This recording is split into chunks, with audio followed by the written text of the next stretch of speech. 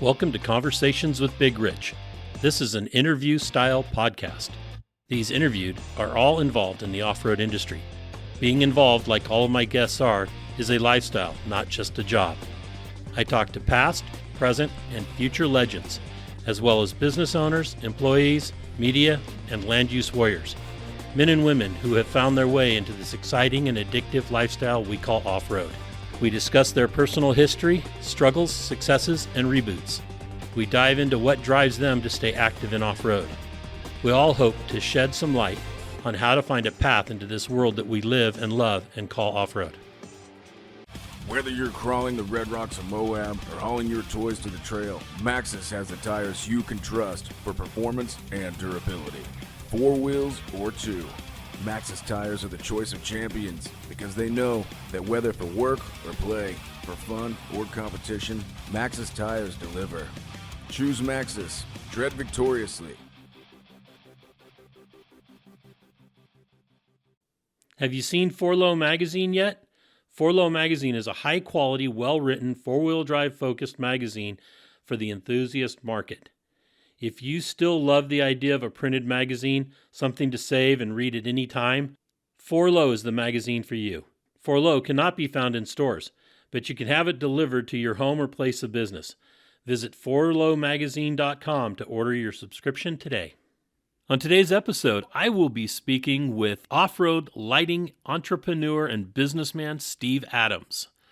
Steve, it is great to talk to you. Got a lot of history in off-road, and I'm hoping to pull that all out of you. So thank you for spending some time with us. Well, great to be here. It's fun to do this. It's been fun listening to all your episodes, and I think you put together a great program and a great service for the industry. Well, thank you. It's fun. It is definitely one of those passions that you get because you love the industry or you love what you're doing.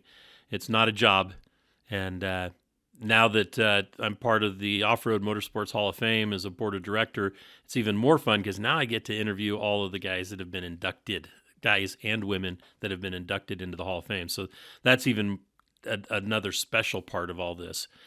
But this episode is about you, so let's start at the very beginning. And where were you born and raised? Well, I was born in Phoenix and grew up in I say North Phoenix, but it really is Scottsdale, but I try not to claim Scottsdale. At least I remember it not being the Scottsdale it is today. I thought it was a great place to grow up with lots of desert and not not the Scottsdale aspect of what everybody knows today. You don't drive a McLaren? I don't, no. No, it was a little different 30, 40 years ago. Yes. Yeah, that's true. So what was early life like in Scottsdale? It's, I had a very, I don't want to say vanilla, but I had a great childhood, great parents and great home life, and went to school. Typical teenage boy, my kids are going to listen to this and my wife's probably going to kill me, but I got pretty crappy grades in high school. I got 2.5 all the way through high school and 2.5 all the way through college. But, I felt like I was always interested in other stuff besides the schoolwork. So it was that interest of what was going on outside of the walls that created that. Yeah. And it's, I knew from when I was a little kid, my goal was I wanted to be an airline pilot.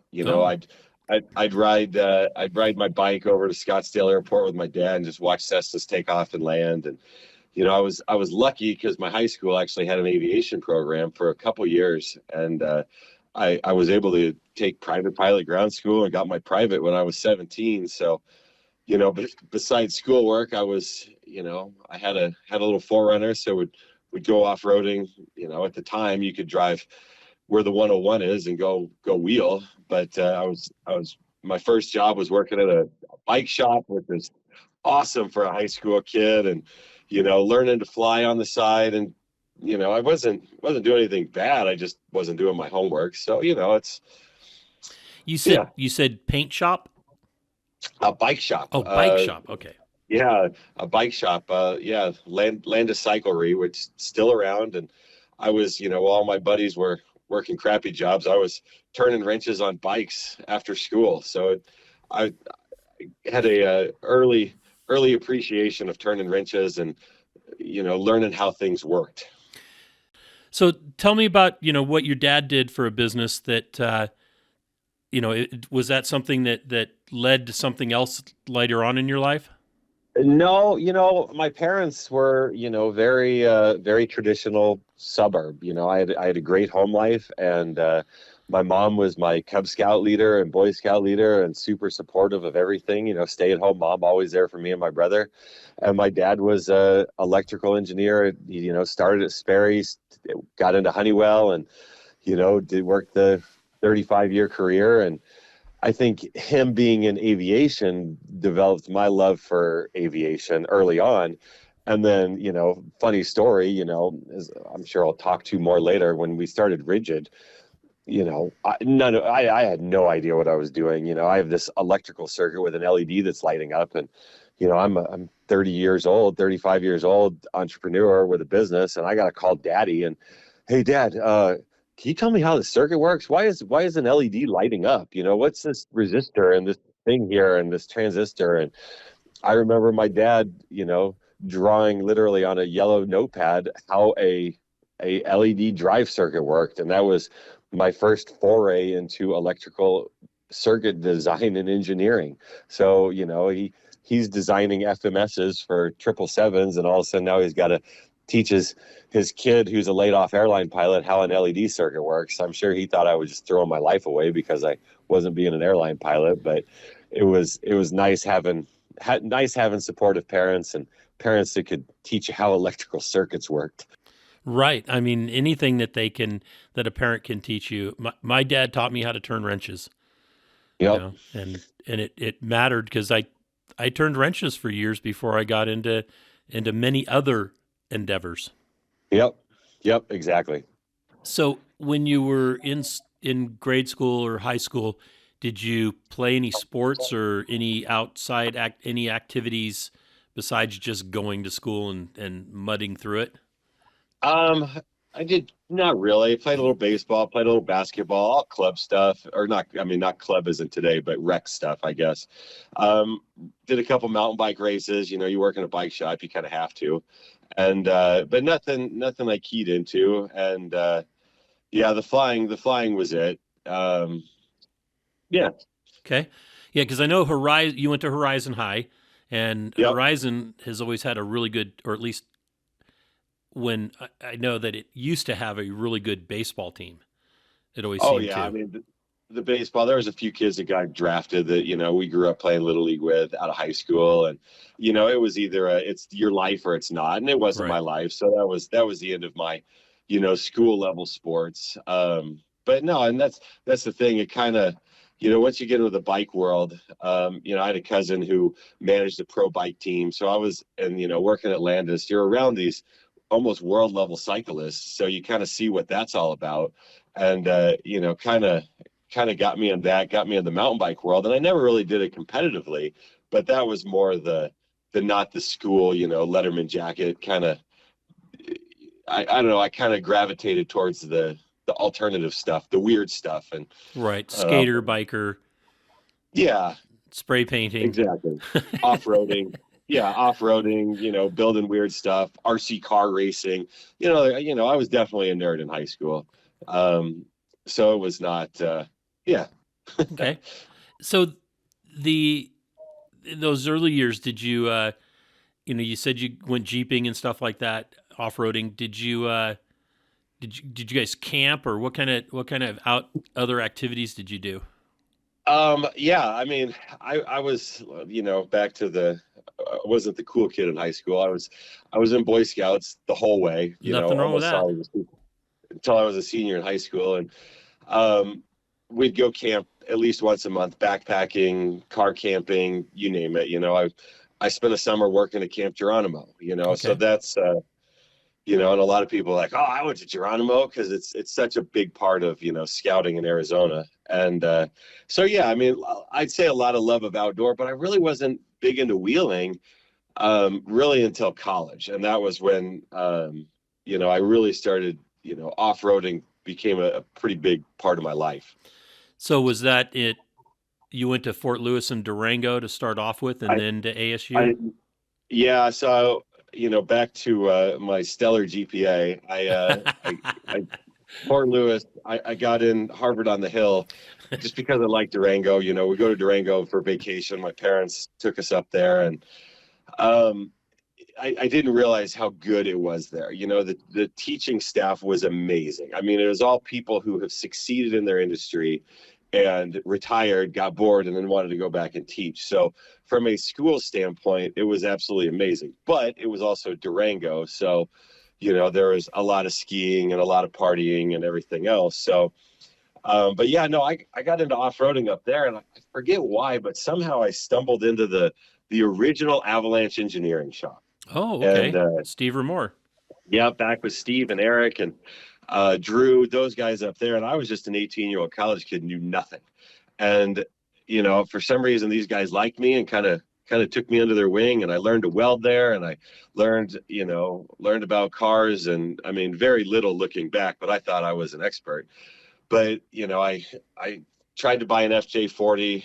My parents shot that down. So then I saved up and I bought a CJ7, and I remember Eric took me out behind the Avalanche. He's like, "This is why you need it." And he clicked on the dual ARBs. And I didn't even know what an air locker was at the time.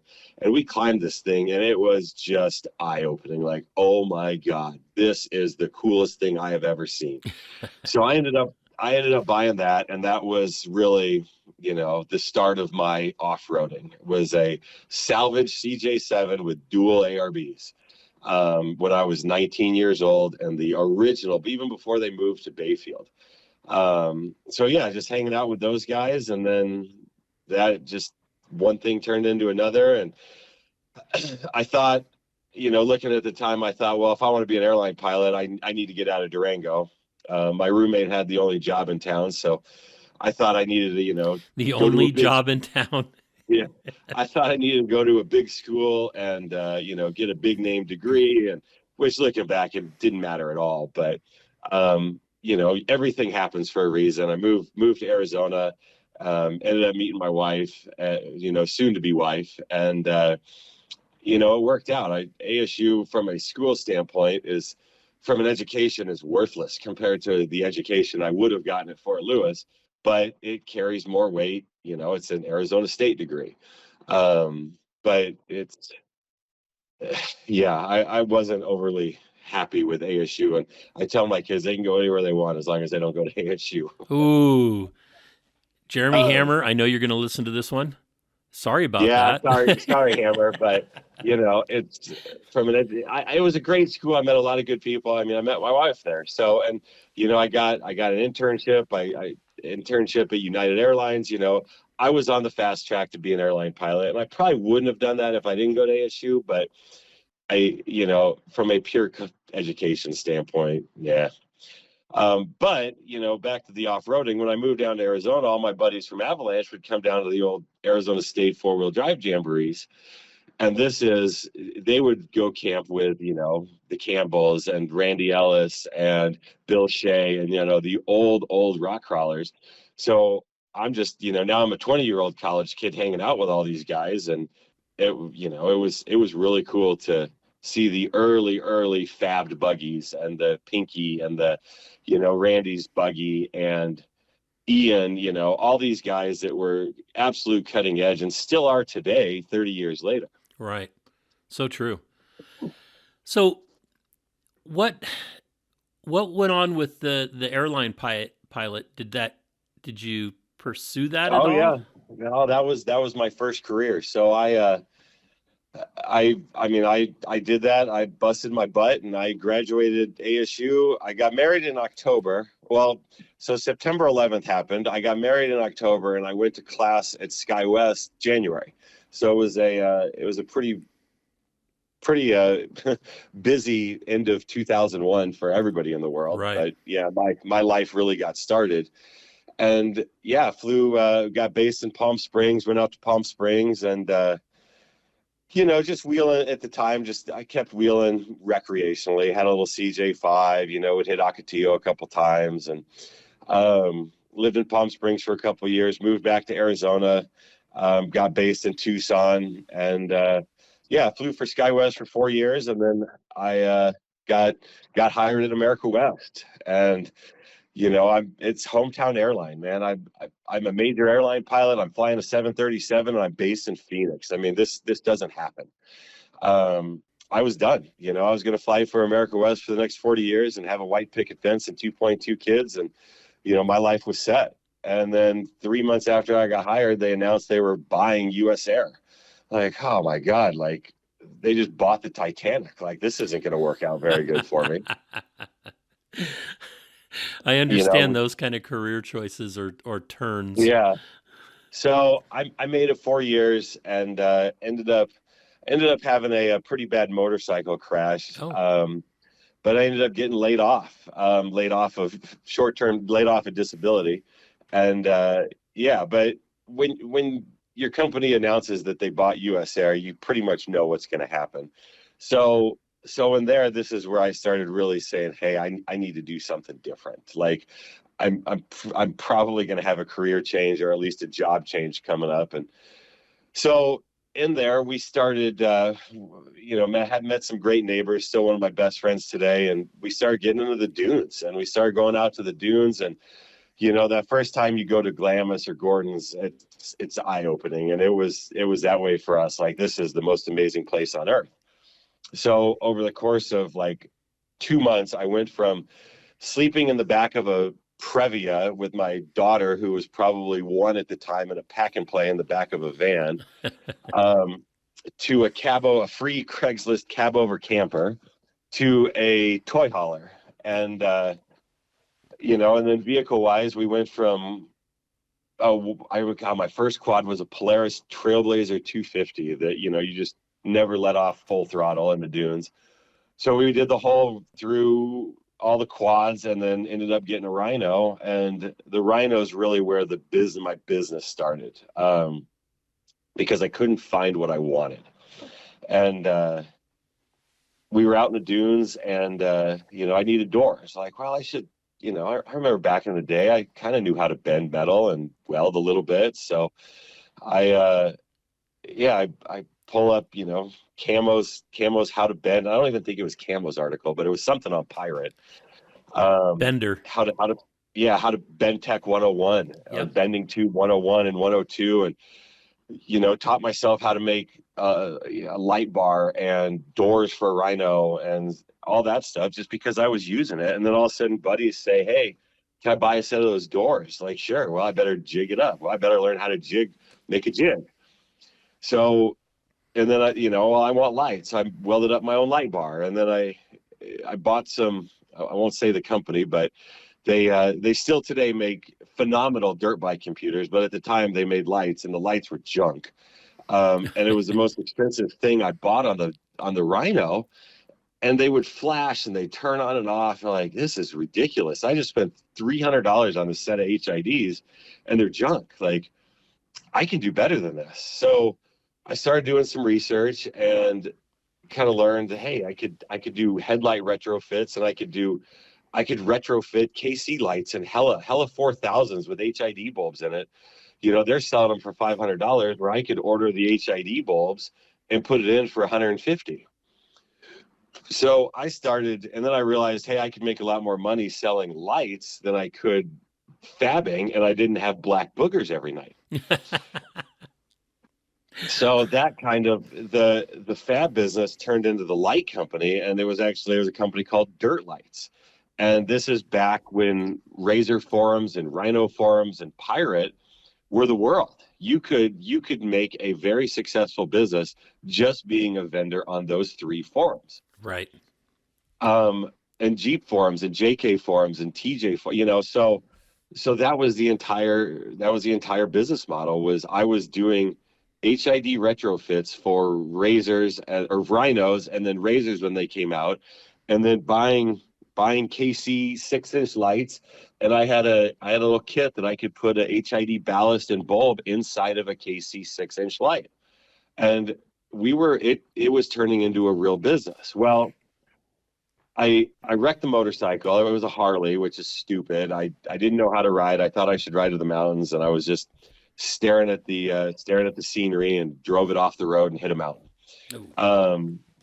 So my friends tell me I got a helicopter ride out of the deal, and a week in the ICU and a bunch of broken bones. But at this point, I wasn't going to be flying for a while, and the business was actually starting to do really good.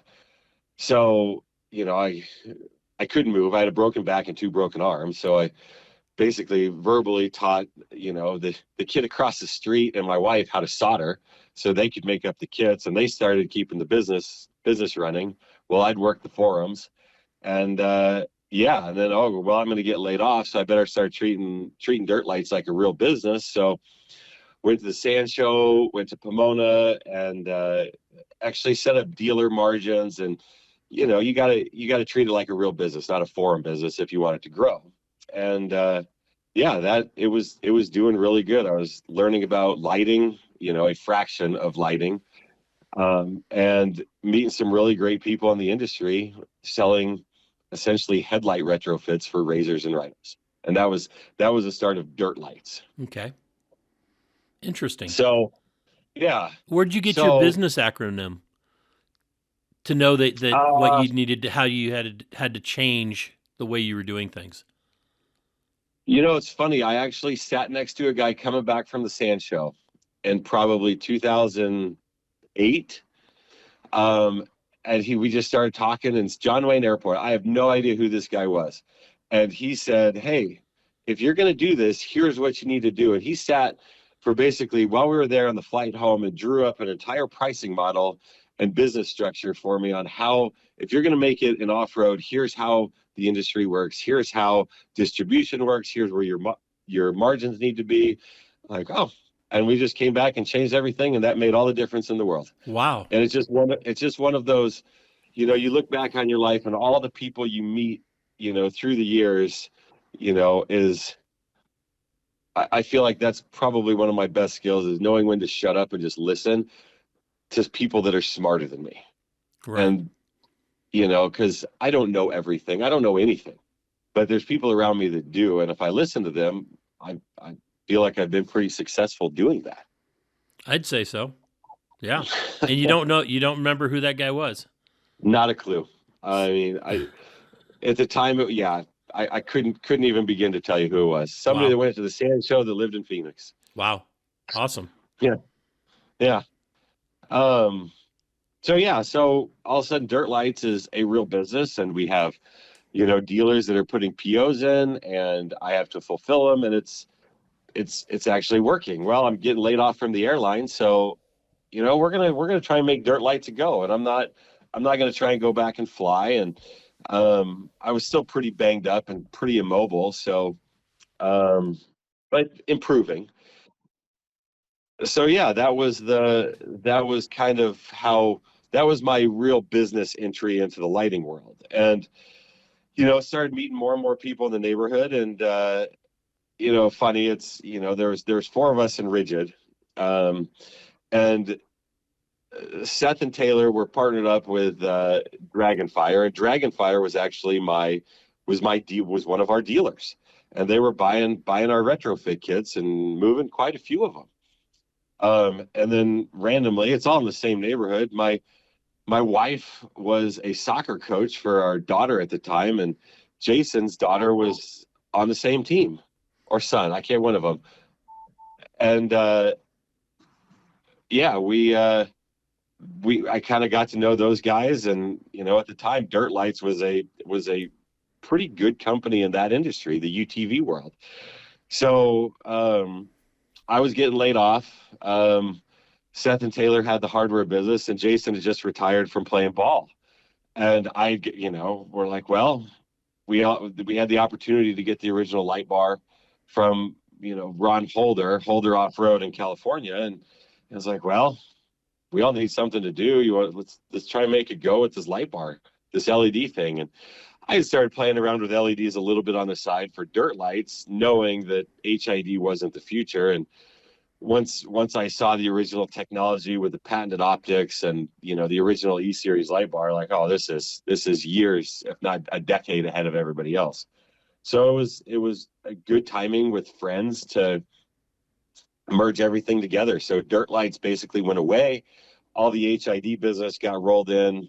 Dragonfire, I mean, you've talked to Taylor. Dragonfire went away, and we went with the rigid name. The rigid name stuck, and we just started doing it. And I mean, it was And the fun. rigid name came over from the light bar No, the rigid name came from Jason. Jason Okay. had a UTV company doing I don't know, he did 3 or 4 Rhino builds.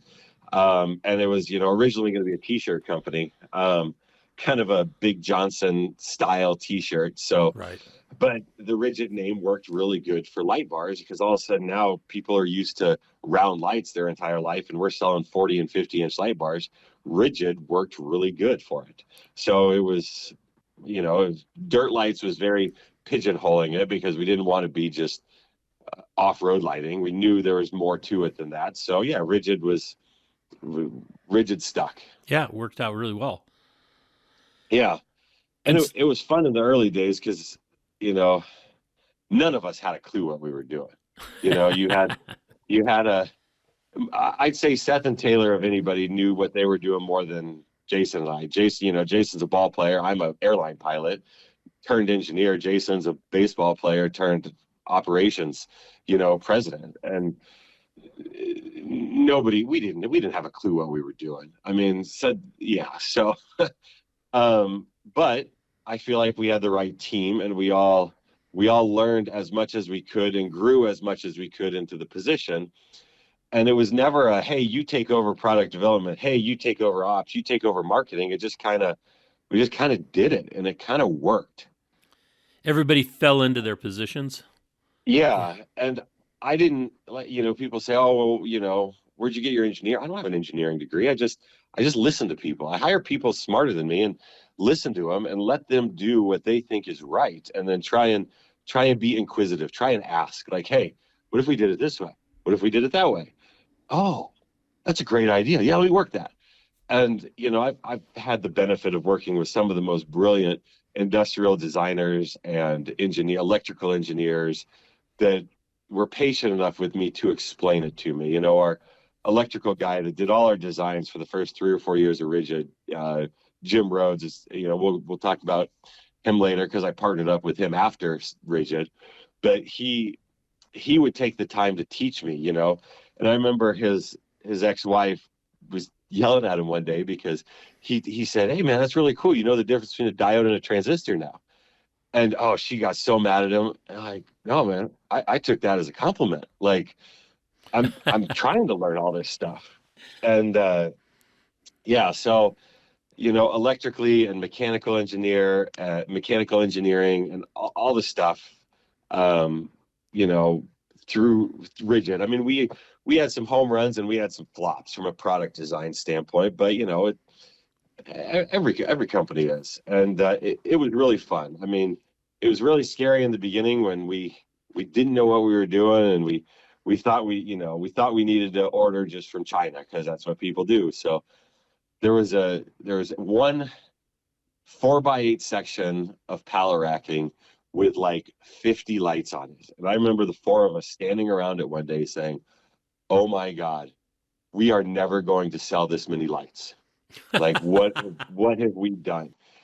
Because we ordered them, we kind of took over the manufacturing, and our first batch of lights we ordered from China, and they were junk. And we ended up having to rework them all. And, we had friends and, buddies on the weekends reworking these lights. And then that's when we said, look, we need to bring this stuff here. We need to make this an American-made light. And that was the end of Asia. We started bringing all the parts in.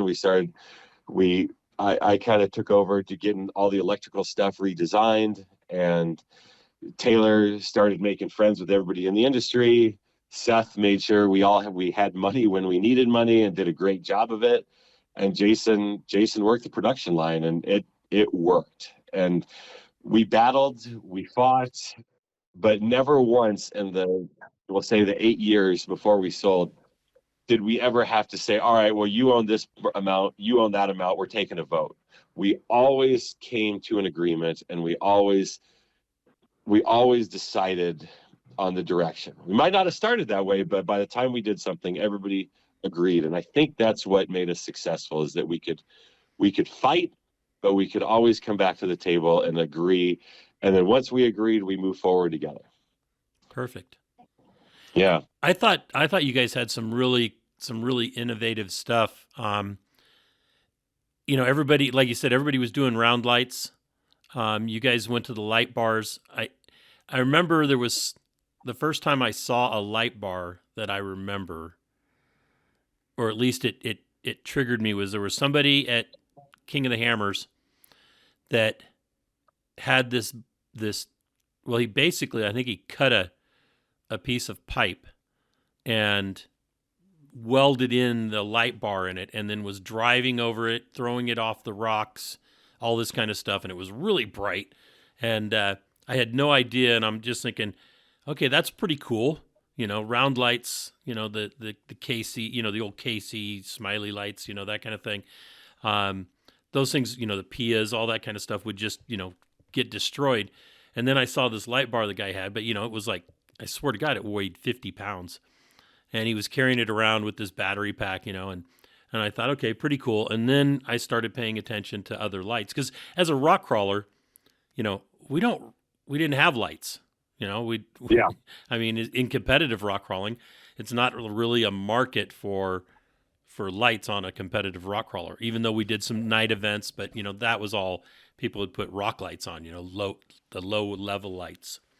And it was not until I started getting more into the desert racing and night stuff that I saw that, where the lighting was much better with or at least filled in a lot better with the LED. Yeah, it was probably Taylor and I at Hammers. I think him and I went out, and it probably would have been 2010. Because I guess the first year would have been 9. That was the OG 13. Right. So I think we went out in 10, and just loaded up his old, the race arrow, the pace arrow, absolute, Uncle Eddie RV, and went and tried showing off. And at the time, the rock crawl world was still people building stuff in their garage that could build their own. The JK world hadn't really come in yet. There was no $100,000 LS swapped 4-door Jeeps yet. True. So the rock crawl world really wasn't successful for us until people started building the Jeeps. And we did the fifth, we had the bracket on Taylor's JK, and that really opened up the Jeep market. People started spending $2,000 for a light on their Jeep. And it opened up so much stuff. I mean, there was a whole group of companies that really were just poised perfectly. Poison Spider, Magnaflow. We did a lot of work with Jeremy at Rockcrawler. All these companies that all of a sudden were poised perfectly to do premium Jeep products. And the explosion of the $50,000 JK build, I think, allowed a lot of us to be successful. Right. Because nobody was ever built a $50,000 TJ. Right. So it was a totally different change in mindset of the industry. So that was, I think it was the right product at the right time. And it was fun. I mean, it was really fun when, we could, and that was what was cool having the partners was, they basically, they had ideas, and nobody ever told me no. Like, hey, I want to do this. Cool. I want to do an airplane light. Cool. Do it. Hey, Taylor had an idea for a camera, a GoPro in a 10-inch light bar. Cool. Let's do it. I love that. A lot of these business wise were flops though, but we had so much fun designing all these random products. And, at the end of the day, the dually, the E series, and the single row carried the company. And, it was fun. We got to do a lot of fun electrical stuff. We got to make all, Ron Holder, the guy who invented it, kind of became my optic mentor. And I would just fly over to Orange County and just spend a day with him and just brainstorm and talk about optical theory. And, I listened and learned a lot. And it was really fun learning all about this stuff, not college degree level, how to, do parabolic, reflectors using calculus. I hate math, but I understand how reflectors work and, material selection and all that kind of stuff just because I had smart people around me for a lot of years. So, did you guys get into house lighting as Nope. well? Never did Okay, general lighting. We talked about doing landscape lighting because right. it's kind of the same ruggedized sealed enclosures, but it never worked. It's such a different industry and a different path to market that it was never the right fit. We had our niche and we owned it, and we stayed in our lane pretty good. Right. No, you guys did own the niche, that's for sure. Yeah. So, how did after 8 years, how did the sale work out? I mean, I know that it was Penske Truck came in and made an offer, or Yeah. did you guys approach them? What was that? How'd that happen? I know that's the dream of it. It seems like that's the dream anymore, is build something and then sell it. Yeah, And they I could approached never us. find that. Yeah, they approached us, and it was time. After 8 years married to three different dudes, it was it not that we weren't getting along, but it was time. And then we felt the China wave was a lot bigger than it really was. So we were scared of the big import wave. One of the things I talk about, we didn't know what we were doing. One of the things we didn't know for the first 3 years is we needed to patent everything. So we really had no patents on anything early on. Um, so other than just a poor trade dress case, we couldn't stop any of the Chinese stuff. So it was time. We actually almost went through an acquisition a year earlier with a different company, and that 11th hour, it wasn't the right deal. Terms were changing, so we backed out at the end, and glad we did because the deal with Trucklight was much better for us. But yeah, Roger Penske came out and sat in our conference room in Gilbert, Arizona, and told us everything we wanted to hear. Brand matters, reinvestment. We're going to keep doing everything. And we thought this is the right partner. We really, really believed that it was going to be the right partner. So we went through, a year of diligence and tried to keep it a secret. And we announced, and it's life changing. It opens up a lot of doors in life that we would have never had. So yeah, we all planned on it. It was great. We could have stayed on as long as we wanted. Seth and Jason, obviously the more G&A kind of employees. They didn't need accounting, operations. So Jason and Seth were the first out. And then I don't know, it was probably 4 or 5 months later, Penske sold out most of his ownership stake to Koch brothers. So all of a sudden we went from a, majority owned, very, very brand centric, brand aware company to we were a line item on a private equity firm, a massive private equity firm. And that always changes everything. It changes everything. And, this is all public. I mean, there's nothing hidden there, but it totally changed the feel. It totally changed the mentality there. And not that making money is a bad thing, but that was the only thing. And it was cut and cut and cut until, we made that number.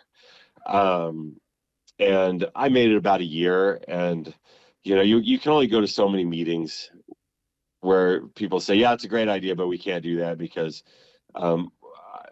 we have to hit this profitability number. Like, all right, well, so yeah, it was, I love the company. I love the product, but it was going a direction that it wasn't for me.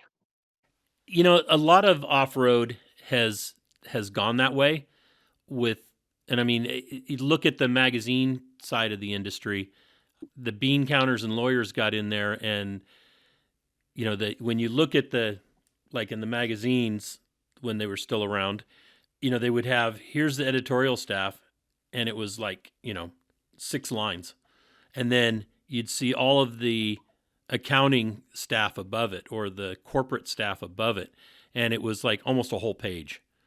And it's like, okay, well, now you know why the magazines are, you know, are starting to fail, and why everything's being moved around and bought up. And it's the same thing that's happened with a lot of businesses. And it's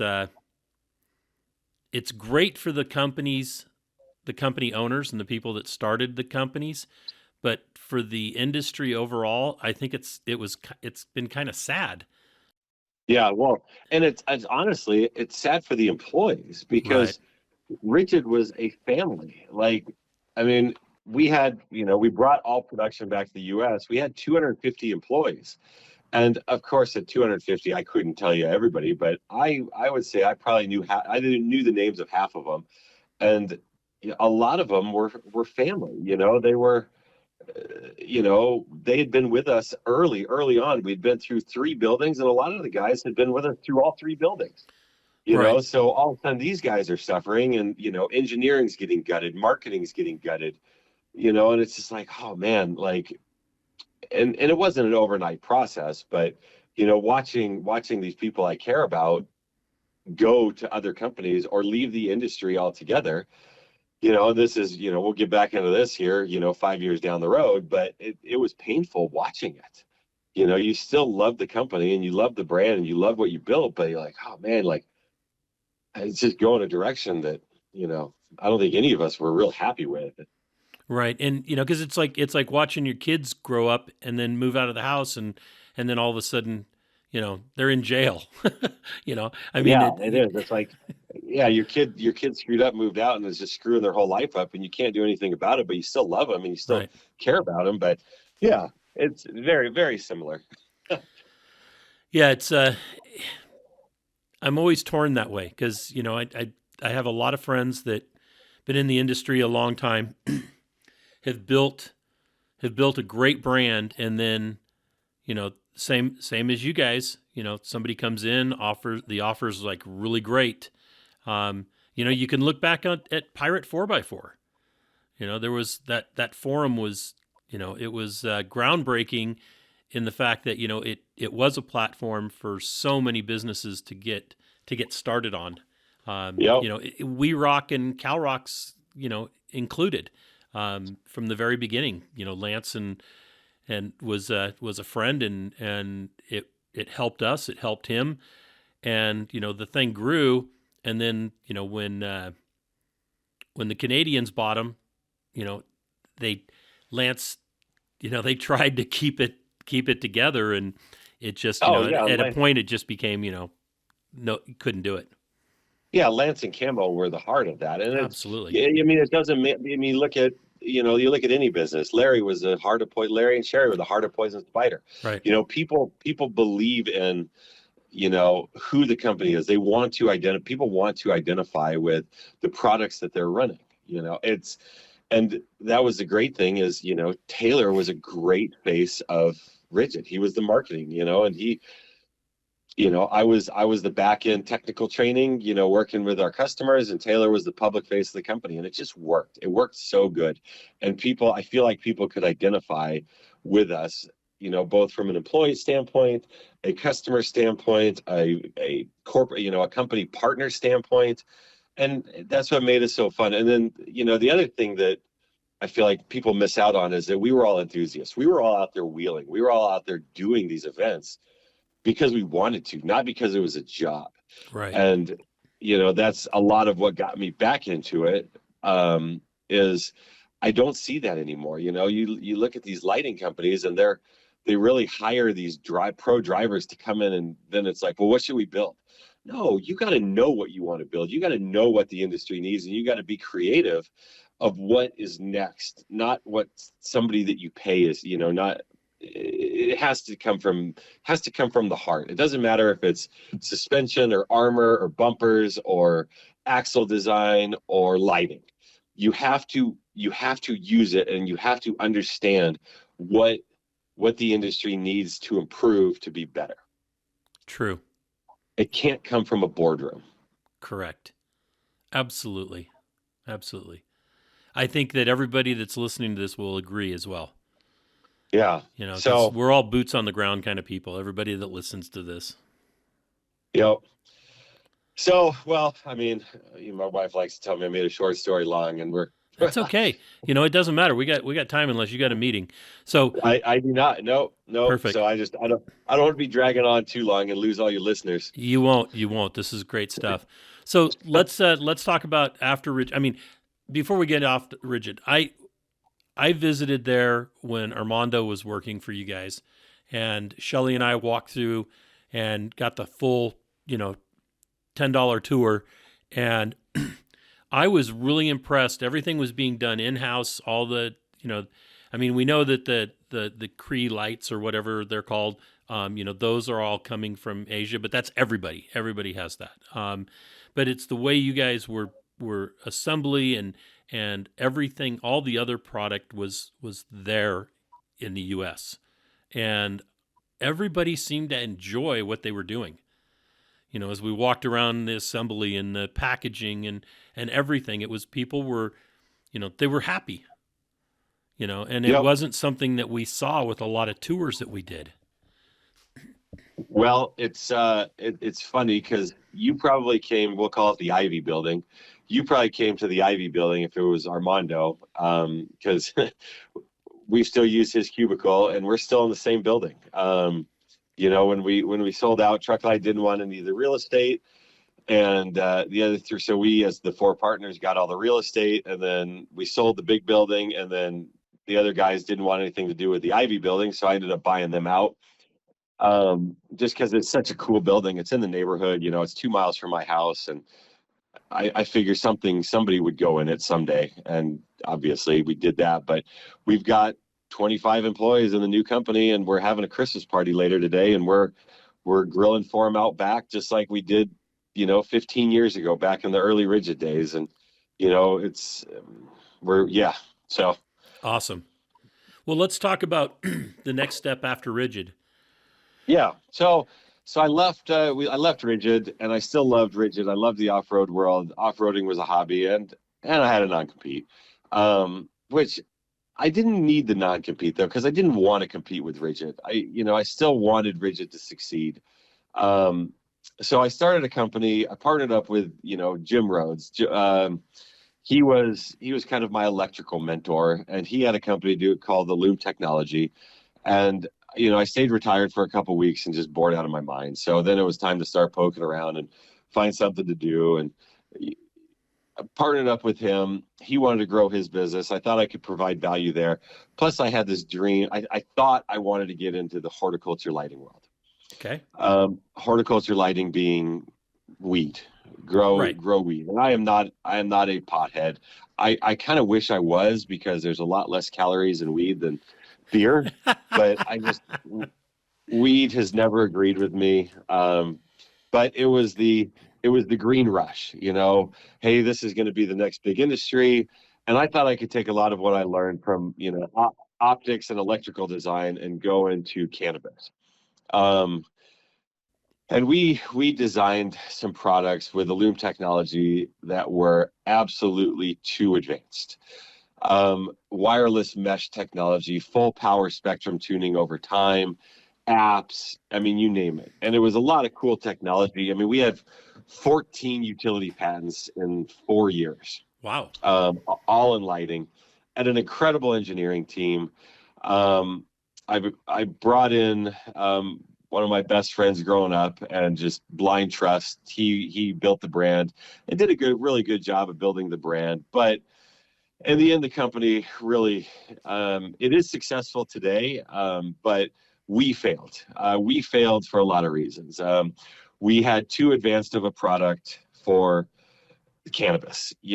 I didn't realize that you don't have scientists growing weed, you have stoners growing weed. Right. And Cheech and Chong, dude. They'll tell you, and it is. And I still fly. I still have a little airplane, and I would fly my Cessna to these cannabis meetings, and this is $2 million lighting deals, and they'd want to smoke a bong. They'd like, hey man, let's go hit the bong before we meet. Like, hey, I gotta fly home in an hour. Like, I'm not gonna hit the bong. And it's really a culture, and it's a culture that we didn't fit into, and we had a product that was too advanced for it. We did do a lot of stuff that worked, though. The optics worked. The optics helped grow better cannabis. The problem is we created too advanced of a product, so we limped along. Blind trust in one of my best friends growing up, and he had it didn't work out. I should have been watching closer. There was nobody was watching the hen house, so lawyers had to get involved, and but we found a company that came in and took over, and its science is actually doing really good. It's still in the same building we are now. We're in Ivy, and we've simplified the product, and the industry has advanced. 5-7 years ago, wireless and spectrum tuning was too advanced for cannabis. Well, now people are starting to come around and say, yeah, you know what? It does make a difference. Me personally, I can't tell the difference if it has, different terpene profiles and flavor profiles, but our growers say it does, and the company's actually doing all right. But we made a lot of mistakes getting there. Yeah. And it's life. You know what? If I can't win them all, so it's kind of fun watching I don't want to say the death, but the death and the rebirth of the science. SCYNCE is the grow light company. So as science was starting to, I don't want to say flounder, but I missed off-road. Any non-compete I had was long gone. But more than that, I really saw the floundering of Rigid. Baja Designs was crushing them. Yes. KC was crushing them. And it gets back to the kid that grew up. And they just went more and more corporate. It was a revolving door in the front office. They did some stuff, and I still have lots of friends there, and they just did some stuff that was hard to agree with. The way the guy that was running it is still a friend, and he was being relieved of his position, and they did it publicly in front of the whole company. Like, come on, guys! Like, it's just they've lost the entire corporate culture, and I didn't like that. Right.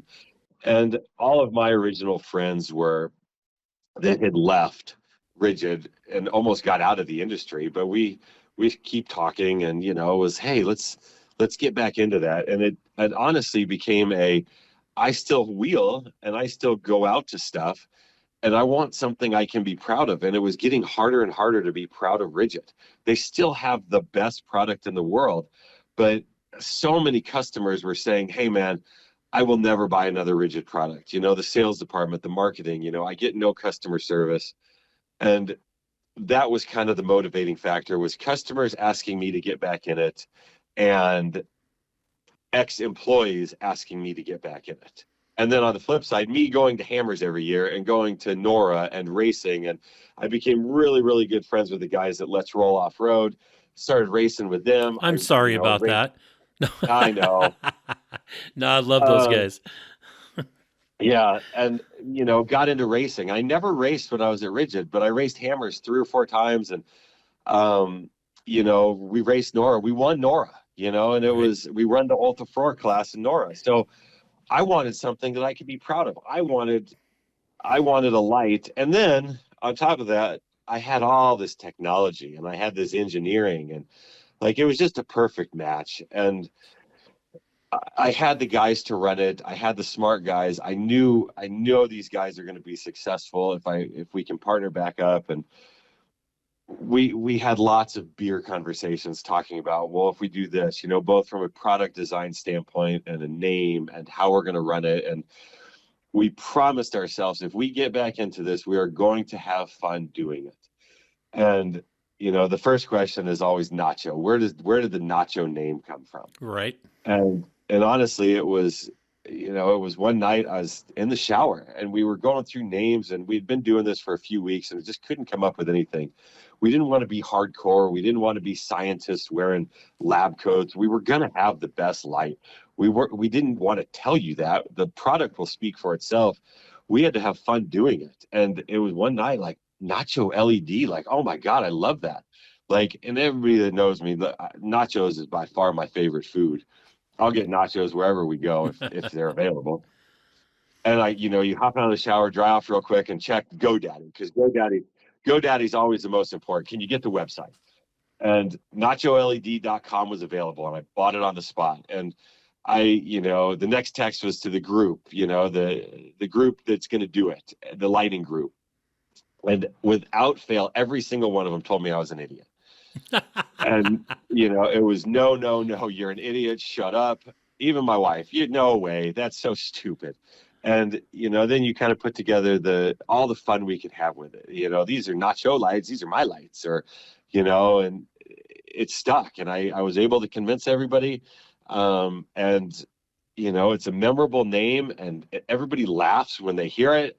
And yeah, we spent probably 6-8 months developing the business, and then we decided, all right, we've got something here. Let's come to market with this. So it was four of us guys that were all early rigid. I mean, early. It was Brad, Brian, and Pete.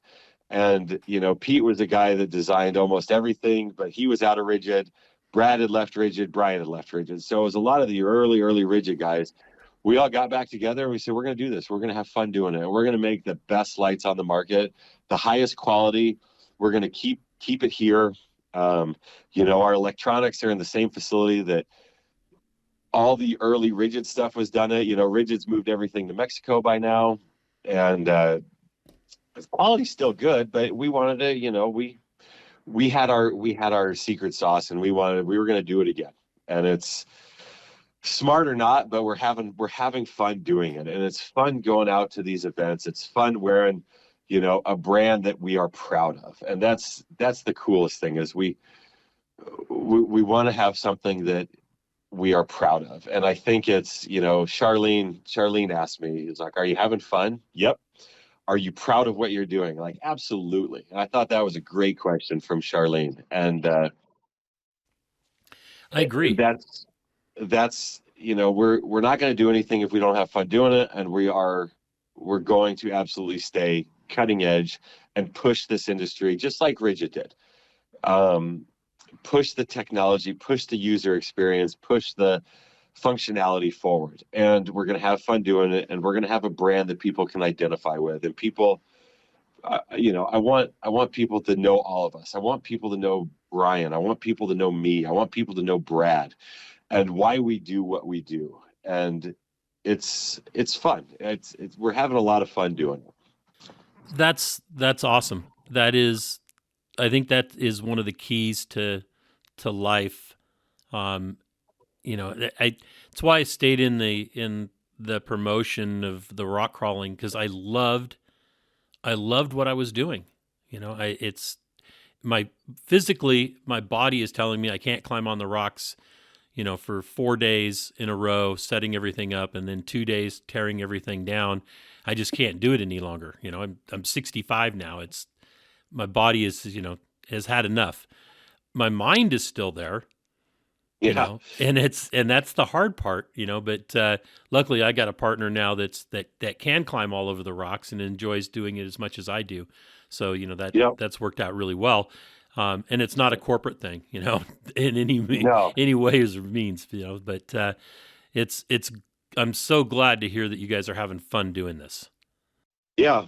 And it's fun. Science is, I'm very hands-off science. We've got a great team running that, and science had the best month they've ever had last month, and I have very little to do with it. And it's just fun to watch. It's fun to watch the fruition of what we created 5 years ago.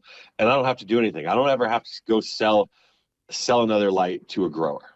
I love them. Growers are great, but they're hard to sell to.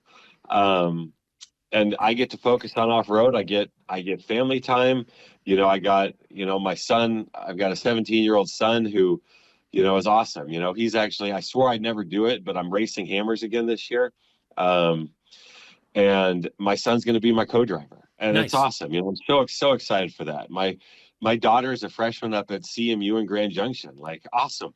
I get to go visit my daughter, an hour from Uray, an hour from Moab, an hour from Glenwood, so it's, things are working out. I'm very blessed to have a phenomenal family, a awesome wife that puts up with all my crazy ideas. And and we get to have fun with Nacho. And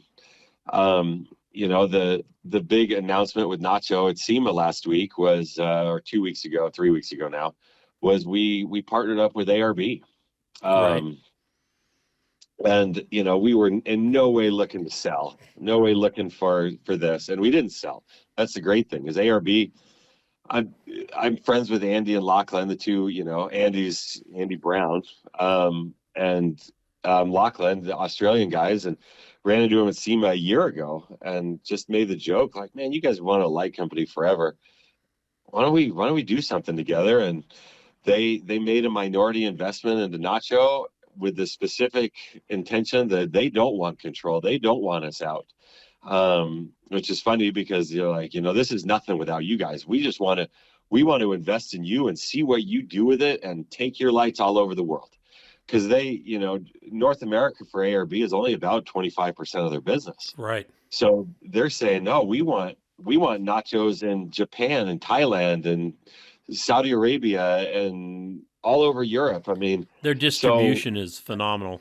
It's amazing. And they've got amazing engineering. I mean, ARB makes some of the coolest stuff. And, you think full circle, that ARB, the air lockers, going up that hill behind a metal building, Avalanche Engineering in 1996. And now we're partners with ARB, and they're selling our lights all over the world. And it's just such a cool industry that can happen.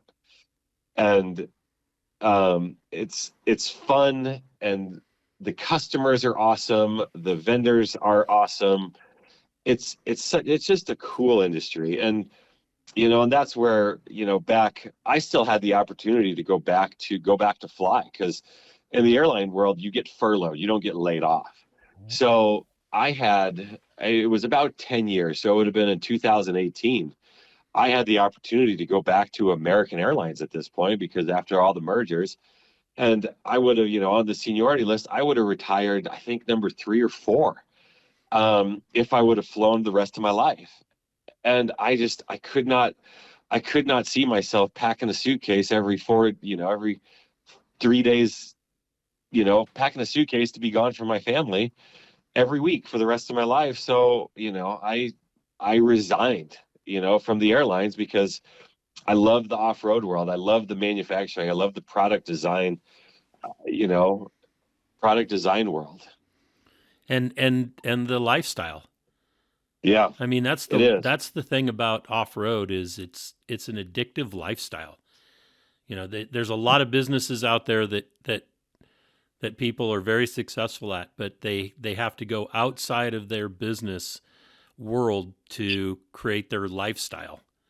And, it's great in off-road, the people that have been able to create a life within the lifestyle. And, it's honey, special. sorry. We got to go camping again this weekend. It's too bad. we got to go get content. We're doing content though. It's content. It's always about the content. Or I gotta go to the 1,000. It's for content. I gotta go sleep in the desert on the race course in San Felipe, and yell at race cars at 3 a.m. for content. It's always for the company. Right. And speaking of content, next time I'm down in the Phoenix area, I'd like to come by and visit and sit with you guys and do for Forlow magazine and do a shop visit. Yeah, you bet. And I've been promising you for years that I'm going to do a trip write up, because I've got to hang out with some brilliant trip photographers and writers, the Alan Johnson and Will Gentiles of the world. And, when you offered, hey, I'll publish something if you can write up a trip report, man, I promise you someday I'll do that. Well, I'll have to stay on you about that. Yeah. There you go. So, So, so what's in the future? right now we're focusing on Nacho. The kids are, I figure I can't really retire till they're out of college. You never know. You never know what's going to happen if they're moving back in. And so far, I don't think they are. But so I'd say we got years in Nacho.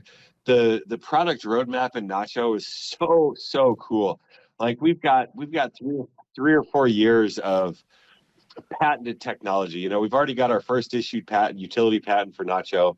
We've got another one pending, and we've got 5 more after that, all in aftermarket automotive lighting technology. And as long as I get to have fun doing it, and we get to go to these events, and I get to go camp at Hammers, as I get hammer lung.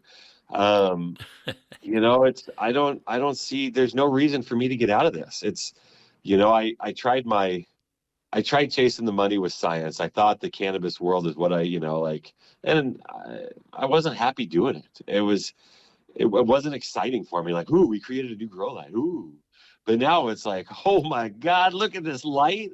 Oh, this is going to be so awesome. I can't wait to show this to all my buddies and, the press release. This is going to be so fun.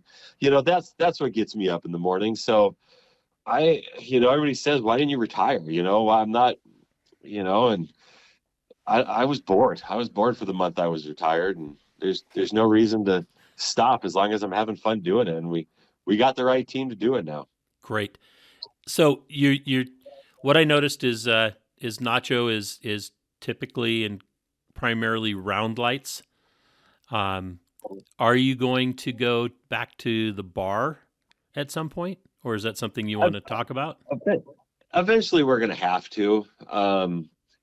Yeah. No, I mean, yes, I like the round light look. Yeah, I mean, the round light is awesome.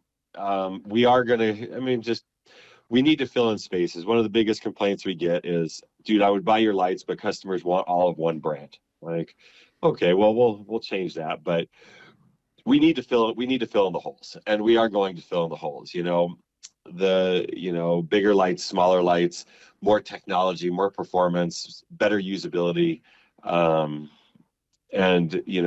better aesthetics.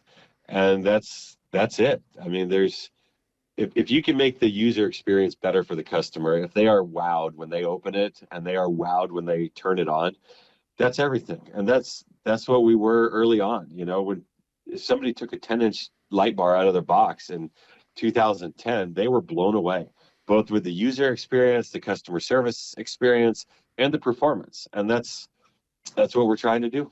Excellent. Well, Steve, I want to say thank you so much for spending the time this morning and talking about your life and your experiences. And everybody should get out of this the passion. And that's one of the key things that a company needs to have is the passion. And I see that in you. And I see that in your products that you've designed and brought to market. And, that really helps the industry. And so I thank you for that. Well, I appreciate you trying to tell stories. It's we need more storytellers, because that's what, hopefully there's a kid listening saying, you know what, I can do that. And it might not, okay, great. If somebody wants to get into lighting, awesome. I'd love some, Yep. Start your own company, believe in it, fail, learn from your failures. And, because that's how we push everybody. The more competition I have, the better we're going to be. Very true. Competition breeds excellence. And get people interested in the industry. If I still love flying, and I would, kids don't want to fly these days, and kids don't want to off-road. And if I can get kids interested in either of those, or mountain biking, I don't care what it is, it's, we need more passion. We need more kids that say, I want to do that. So I hope my passion feeds more passion and gets people into the industry. Excellent. Great segue. Thank you so much. I appreciate the time, Rich. Have all the success in the world that you can handle, and we'll talk some more. Appreciate it. We'll see you at the next event. All right. Sounds good. Thank you, Steve. Bye. Bye. Well, that's another episode of Conversations with Big Rich. I'd like to thank you all for listening. If you could do us a favor and leave us a review on any podcast service that you happen to be listening on, or send us an email or a text message or a Facebook message, and let me know any ideas that you have, or if there's anybody that you have that you think would be a great guest, please forward the contact information to me so that we can try to get them on. And always remember, live life to the fullest. Enjoying life is a must. Follow your dreams and live life with all the gusto you can. Thank you.